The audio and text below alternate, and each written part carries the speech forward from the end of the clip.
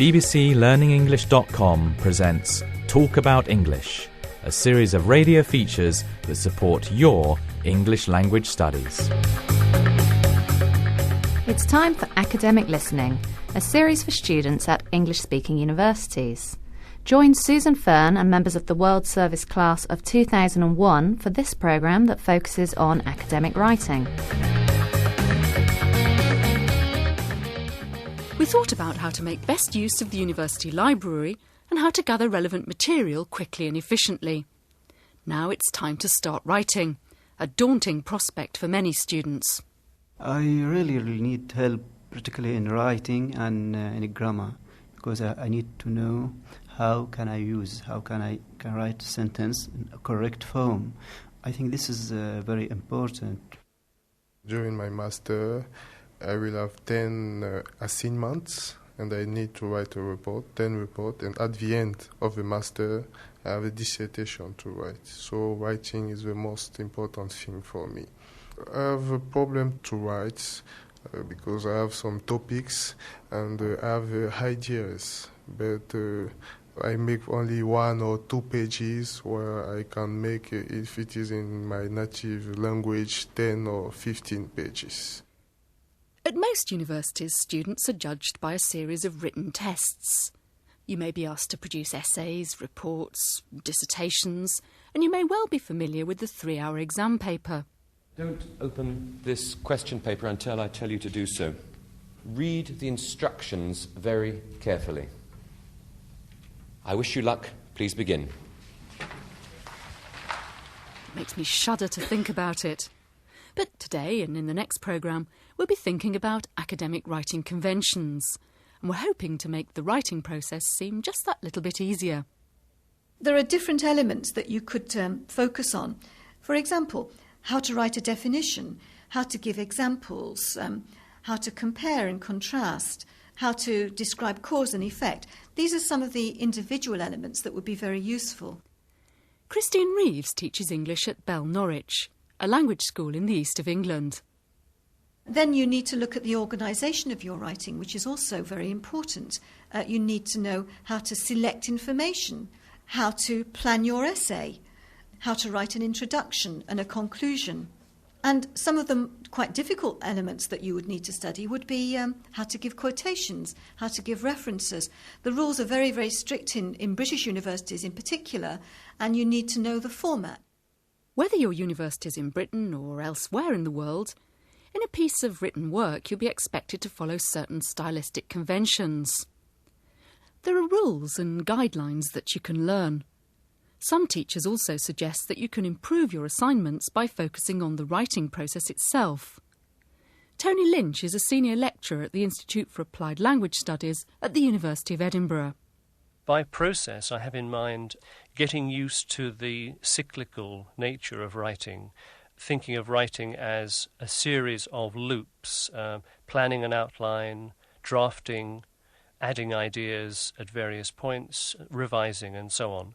And all of the parts of the process are important. If you don't give yourself enough time for any one of them, you'll end up with a piece of writing that is less good than it would otherwise be. According to Tony Lynch, it's helpful to think of the writing process as a series of stages. The first of these consists of drawing up a preliminary outline for your assignment. Next comes a period of research before you write your first draft.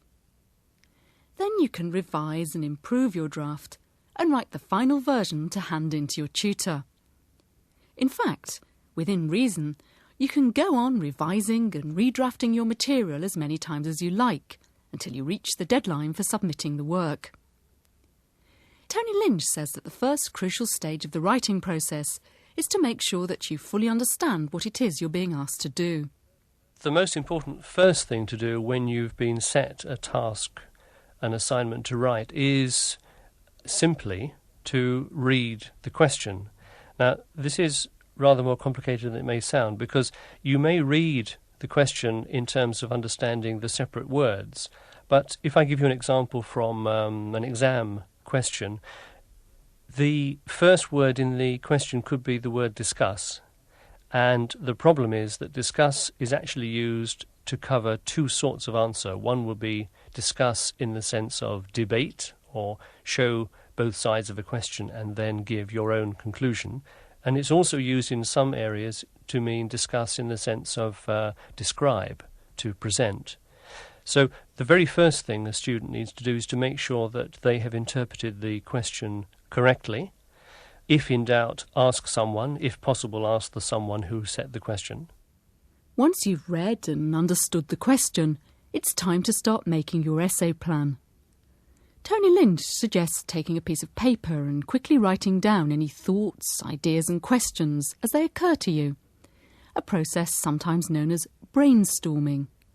Brainstorming is a technique which largely consists of giving yourself perhaps a couple of minutes to jot down as many ideas, words, phrases that you link with the topic that's being discussed. So I usually do it by taking a sheet of paper and I write the topic in the middle of the paper, and I find myself drawing out lines like the legs of a spider to the corners of the paper and adding in anything that comes into my head. When you've done that, you may begin to see a pattern emerging, and you might, for example, see the order in which you might write about the various things that you've decided are important. When you're brainstorming, it's important to allow your ideas to flow rapidly. You don't need to worry about being neat, and you may find that you get some interesting and unexpected associations. You can then start to arrange your thoughts into groups. There'll be some ideas you want to discard, and others you want to develop. You can then use your notes to plan the general structure of your essay or project. The next stage of the writing process is to do some research. Your lecturer should be able to give you a list of books and articles to refer to. By now you'll have a list of questions that you want to answer, and these questions will help you select the most relevant reading material and make useful notes. Tony Lynch again. Note-making is a very important part of the writing process. In fact, I think probably saves a great deal of time if you get it right first time. Not only writing down the information, the content of the papers that you're reading, the books that you're reading, but also, most important, to write down details of the author, the publication details, the year, if it's a journal, the volume and issue numbers. In other words, all the details you will need to refer to later to write up in your list of references.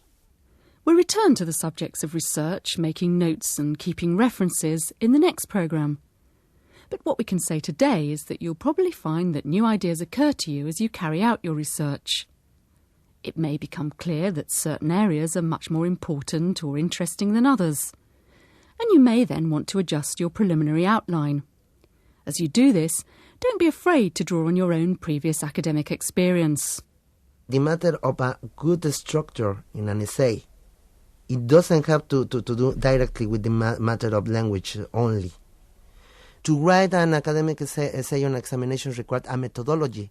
You learn it in your country, you're learning in your university. If you have former experience in writing essays or academic works, in that sense it's easier. Sometimes I find that the hardest part of writing anything is actually getting started. But I usually find it's easier to make progress once I've got something written down. With an essay, I'll often leave writing the introduction until near the end. Then I know exactly what it is I've been writing about. It can be very helpful to ask another student to read your work. It's often easier for someone else to tell whether what you've written is clear and logical or not. In return, you can offer to help your colleagues by reading their work. Critical evaluation of someone else's writing will make you a better critic of your own. Finally, if you're given the opportunity, don't be embarrassed to show your draft to your tutor or lecturer. The most important thing about showing a draft to someone, particularly to a tutor, is to get their reaction. It's very easy when you're writing to get so involved in your text that you can't really stand outside it to judge it. And by giving your draft to someone, you very quickly, positively or negatively or both, you get the feeling for how the text is being received by a first reader. You're now in a position to write the final version of your essay, and to hand it in to your tutor. You might find that this process seems to take rather a long time. But if you persevere, you'll probably find that by the third or fourth essay, your writing's improved, both in speed and in quality. That's certainly the experience of one of our students. For me, this has been a very important experience, not only because it enables me to improve my English academic writing, but also because it gives me some kind of tools to write even Norwegian academic writing better than I used to. Above all, remember that it's not a sign of failure to revise and rewrite your essays. It's sometimes said that the only difference between professional and other writers is that professional writers do more revisions of their work. Well, if all the advice we've given you today sounds a bit daunting, here are some final words of encouragement from Tony Lynch. People often ask me, is it possible to learn to do academic writing? The answer is yes, because that's what everybody does. I mean, when I first went to university, I wasn't an academic writer from the first day. I had to learn it in the same way as everybody else did. So really, we all serve a sort of an apprenticeship as writers. You can't do it in theory. It's not something that's inborn. It's something that you gradually get used to. And that brings us to the end of today's programme, in which we've discussed the process of academic writing. We've suggested that it's a good idea to approach writing as a number of stages, in which you prepare and revise draft versions of your work. Next time we'll focus more closely on academic register and writing in a style that's appropriate for your academic community. That was Talk About English from bbclearningenglish.com.